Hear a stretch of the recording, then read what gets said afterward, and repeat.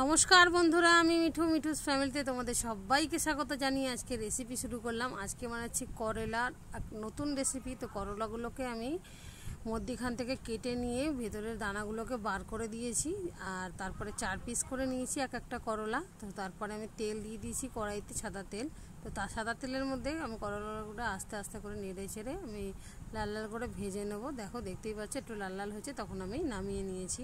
আর আলুগুলোকেও আমি সেম প্রসেসে মোটা মোটা করে কেটে নিয়েছিলাম লম্বা লম্বা করে, সেই তেলে আমি আলুগুলোকেও দিয়ে দিলাম। আলুগুলোকে দিয়ে এবার কিছুক্ষণ এরকম দেখো ধরে ধরে করে ভাজছি। আজকে রেসিপিটা দুর্দান্ত রেসিপি, মানে খেতে এত সুন্দর হয়, তোমরা ভাতের সঙ্গে, রুটির সঙ্গে, পরোটার সঙ্গে মানে খুব ভালো খেতে হয়।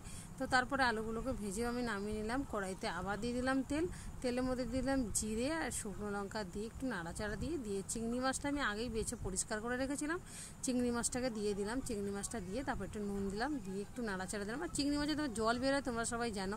আর আজকের রেসিপিটা উচ্ছে যেরকম তিতে হয় বা করলা যেরকম তিতো হয়, কোনো রকম কিচ্ছু তিতো নয়, দারুণ হয় খেতে এই রেসিপিটা। আর মানে যতবার করেছি বাড়িতে সবাই আঙুল চেটে খেয়েছে। আশা করছি তোমরা বানালে তোমাদেরও ভালো লাগবে। তারপরে হলুদ, লঙ্কা, জিরের গুঁড়ো দিয়ে ওটাকে মশলাটাকে ভালো করে কষিয়ে নিলাম। চিংড়ি মাছটাও ভাজা হয়ে গেছিলো। তারপরে যে করলাটাকে আমি ভেজে নিয়েছিলাম, করলা আর আলুটাকে আমি একসাথে করে দিয়ে দিয়েছি। দিয়ে আবার দেখো নাড়াচাড়া দিলাম।